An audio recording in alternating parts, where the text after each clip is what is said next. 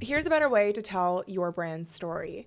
CGI has been a trend for the past year for product-based brands specifically.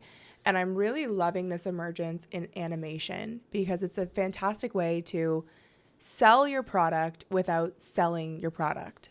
What a brand, what a brand, what a brand, what a mighty good brand. Say it again now. What a brand, what a brand, what a brand, what a mighty good brand.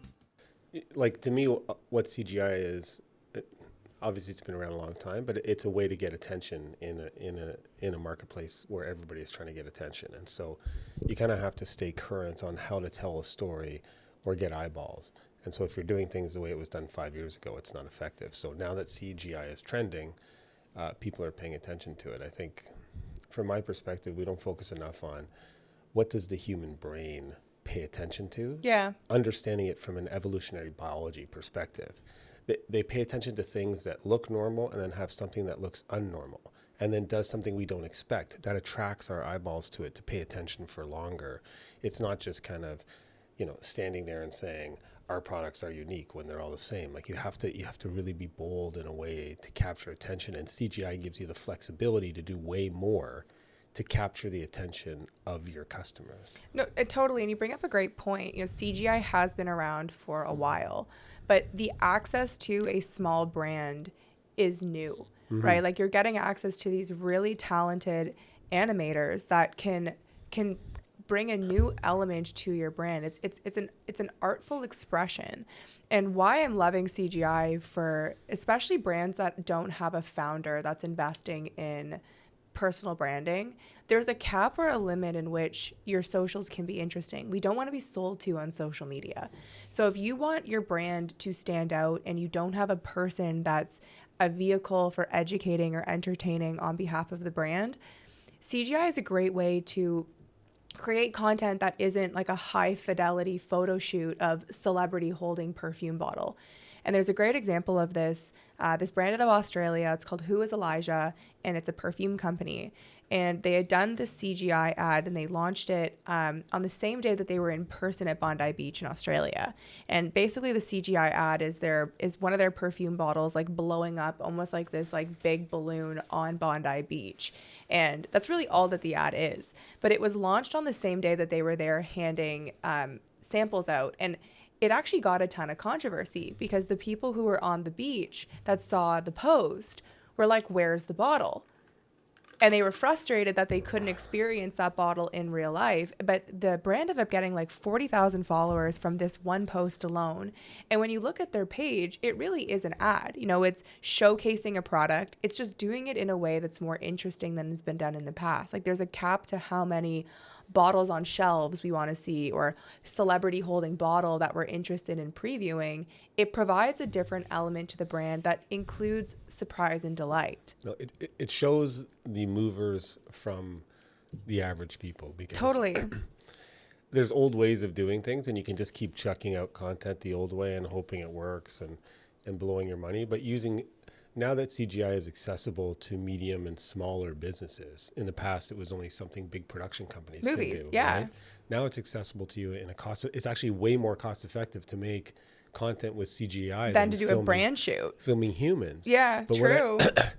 But the takeaway for me is, like, for God's sakes, people, you have to take risks with your content. Like that perfume company didn't really even take a risk, but what they did was create a beach scenario and then show something materialize that looked real, and the human brain was like, is that real or is that fake? Is it, that got their attention. Yeah. And in the process, as they're focusing to see if it's real or fake, they're actually looking at the name of the company. Do you know what I mean? Like, it's drawing the attention in, so you're seeing the brand and you're patterning it into the... It's purely intriguing, right? Like, it's just... Intriguing it's is a good interesting. And we had a really great conversation about it offline that I want to bring back onto the show, that the way that you were looking at it is you were kind of seeing it as more strategy, and you're like, what is the so what is the takeaway? What can brands learn from this? And in my perspective, I saw Rains. Rains is a fabulous brand. They've got great socials. I had the opportunity to work with them, and I saw them doing CGI almost a year ago. And when I see it in the internals of the brands, like where brands struggle, especially product brands, is how do you keep putting out 3 to 5 posts per week and staying interesting and following this framework of creating content that people want to see on social media. And one way to do that is to have an artful expression. So Reigns is a perfect example of a brand using CGI. They do a bunch of pop-ups all over the world. They're constantly introducing new products, and they use CGI as a way to talk about a new location. They just posted one as of the recording of this, where they're talking about a new pop-up, and they have this crazy CGI art where it's like torrential rain coming from the ceiling, and it's talking about a new pop-up and a new product that's coming. And that's more interesting than a graphic that says something exciting is coming, or... Yeah, but I think you can fall into the same trap that happened with advertisers, all of the great books in the 70s, ads that were fascinating to observers but had no brand impression. There were many like magazine ads that they would do these studies, and they'd say, okay, of 1,000 people who read the magazine, what's the ad you remember, without knowing? And they'll name it, and they'll say, but what's the company? I don't know, right? So you have to kind of couple the create advertising that's intriguing, but it has to have a brand message or impression, so that has an effect. Well, and that's where the execution and the strategy comes into play, right? And that's where also working with the right CGI artist, because it can't just be copying what other brands are doing. And that's another great piece is Reigns CGI is very on brand for Reigns. In fact, it's more of their brand, in my opinion, to have CGI than if they didn't have it. I don't think they could execute the coolness of their brand without this element of art, because bluntly, stylish raincoats are just not that interesting, especially in climates where we're not as rainy as Denmark. So for them having this global expansion strategy, and they've been very successful all over the world, the brand needed a coolness factor that they've relied on this contemporary kind of new age avant-garde art style, and that really works for that brand. But what's interesting to your point is CGI comes into a way of like testing, where you should be leveraging different mediums and seeing what works for your brand, obviously through the lens of strategy, because we're no longer in a place where you have one ad for the quarter and it needs to really sell that new product line. Now we're in an age where we're talking about 3 to 5 posts per week indefinitely forever.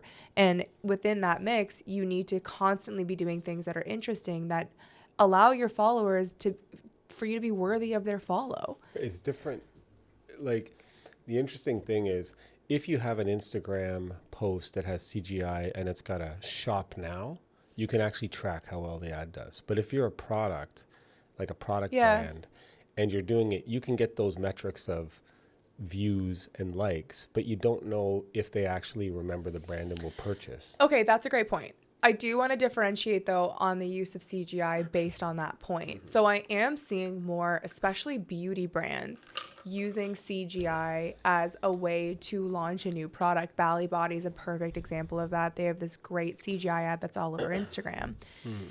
That's a great way to track if it works. But where I'm seeing with brands like Reigns that are more a contemporary avant-garde brand, it's more to stay top of mind and to provide value as being a brand that's worth buying. So for these brands that are kind of middle of the pack, they're not luxury, but they're pushing the boundary of premium. Like Reigns does fashion shows during fashion weeks, right? And they're doing runway, and they're not a luxury brand, but they're trying to mimic like this strategy that brands like Rhode and Kith, these kind of streetwear higher end brands are doing. The CGI ads aren't designed to create sales. They're designed to establish the brand as a cool brand, as a brand that even almost doesn't have a personality. Like there's almost this like emptiness, this intriguingness, this vagueness to the brand of Reigns, where CGI really works. Whereas a brand like Rhode and Kith, they're more reliant on like the right celebrity endorsement or having the right model. So it's a really cool, if it works for your brand, way to move away from like human studio photography. And say, okay, I'm going to tell a visual story that attracts an eyeball with a view to getting person X to at least get an impression or believe Reigns is this. And what I would say to Reigns, what I like about your explanation is CGI makes it easier to kind of describe a brand journey. Like what would be interesting is with CGI, I could see Reigns as a brand or a wearer of Reigns going through a journey of, you know, in a rainforest, in the Himalayas, in Europe in a rainstorm. Like it's easy to create a brand journey without having to go to all these locations to film Well, it. what's interesting though about Reigns actually specifically is they wanted to completely move away from that like fall raven kind of Patagonia feel. Yeah. Like they didn't want to be another outdoors brand. They don't want to compete with. I always call it a Surtex, but I know that's not the name. Acertex, the Canadian kind of weathering proof brand. They don't want to feel like a Canada Goose. They want to feel more like a Korean kind of like, or European avant-garde, like almost like a high-end fashion brand. But what's fascinating about Reigns is if their product is designed for the rain and is best used in the rain, it's very hard to produce a large amount of rain photography and videography because you have to wait for the weather. So CGI in their instance actually makes quite a lot of sense. But to your point, CGI is a tool that you can use as a way to create surprise and delight and an element of interest that's more interesting than studio photography, but it doesn't work for every brand. So that's another important element is if you're like a luxury fitness brand and your shtick is like getting the cute girls of Instagram like Aloe, I can't think of a creative concept where CGI would perfectly fit into Aloe. Like that's a brand that may make more sense to have studio photography or iPhone photography.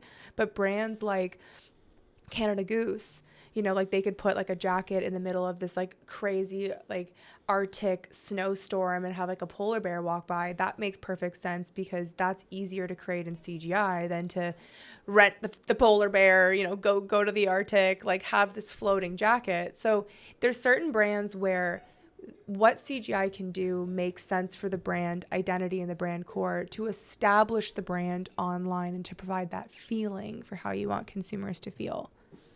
Yeah, you're just always competing for attention, and so you have Eyeballs, to use positioning. what is available, and then if you get around to it 2 years later, it's generally not as effective. But And I think that's where it's like get ahead of it now, start leveraging it, start testing it, but don't overdo it, right? Like if your brand also becomes CGI, it becomes a bit uncanny, right? Where you need to have that element unless that's your brand. And for Reigns, I think it works because their whole approach is like lack of personality. Like it's very avant-garde, it's very contemporary, it's even kind of Gentle Monster. It's like, you know, what is it, you know? But so it's a very cool brand. They're killing the CGI. Bally Body's doing a great job, and who is where I Elijah. see the highest value use of CGI is still in the creative area where it just can't be flashy or interesting. Like you need to be bold in your messaging. You need to create a contrast.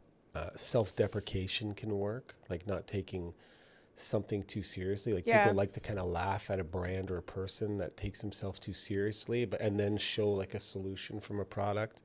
But, you know, try to be controversial or identify a social truth in your marketplace. And you can use CGI creatively to kind of create a connection between a social reality that might lead to your product, right? And then show it in a way that's... Or even one that doesn't exist, you know, like Burger King to say like this meal is fit for a king. And, you know, like they can have through CGI this, like someone that looks very much like a real person. No, I would even thinking like almost like Jack and the Beanstalk kind of style, you know, this huge king reaches down into the Burger King, you know, the ceiling crashes in, he pulls it out. Like you can do so much more with CGI than...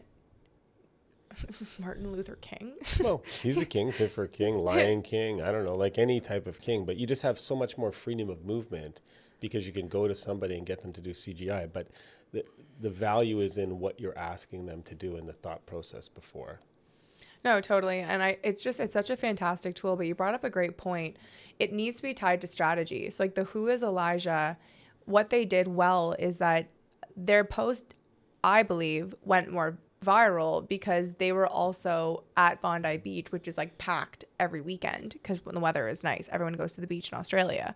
So you had a surplus of people seeing a brand, searching it on Instagram when they're getting a sample, seeing this massive bottle at the beach that they're at, asking people, commenting, sharing it to other people, being like, let's see if we can find this on the beach. And it created that social moment. So they used CGI tied to an in-person, larger, more guerrilla strategy to create a bigger impact and bigger effect. And that's where strategy comes into play. So by testing it, by doing a one-off, what can you tie to it to make it more interesting? Very cool. Cool.